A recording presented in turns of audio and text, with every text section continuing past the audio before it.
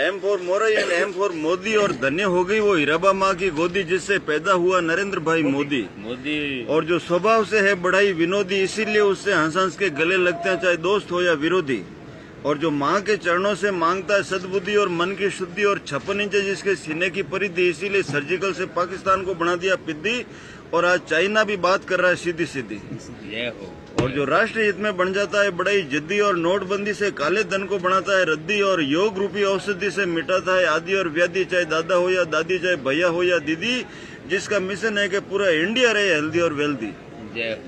और हर घर में आवे रिद्धि सिद्धि, नौ निधि, सुख समृद्धि, और व्यापार में होती रहे वृद्धि, और भारत की बढ़ती रहे प्रसिद्धि, और सुहागन के हाथों पर रचती रहे मेहंदी, और अमर रहे माथे की बिंदी। और बड़ी मुश्किल से मिली थी भारत को आजादी, जिसके लिए शहीद हुए थे आजाद बोस और गांधी।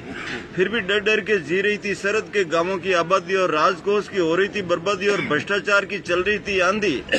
और 34 में पनप रही थी गुंडागर्दी, और बड़े बड़े सूदखोर ब्याज वसूलते थे चक्रवर्ती, और बिना डकार लिए हजम कर रहे थे गरीबों के सोना और चांदी। उस विकट घड़ी में जय माता दी ने नरेंद्र भाई मोदी को सौंप दी पीएम की गादी। जो काम निपटाता है जल्दी जल्दी, चाहे गर्मी हो या सर्दी, और जिसका टारगेट रहता है 100%, और जिसकी पहली पसंद है ईमानदार प्रतिनिधि, और जिसकी पसंदीदा भाषा है गुजराती, अंग्रेजी और हिंदी। और जो विदेशों में जाकर राष्ट्र हित में करता है बड़ी बड़ी संधि, और जो सर आंखों पे रखता है सेना की वर्दी, और बन के किसानों का हमदर्दी, जिसको जोड़ना है नदी से नदी, और अगले कार्यकाल में भारत को दिलाना है विश्व गुरु की उपाधि। फिर देखो राम राज्य की सुगंध से महकेगी 21वीं सदी। और धन्य हो गई वो हीराबा माँ की गोदी जिससे पैदा हुआ नरेंद्र भाई मोदी।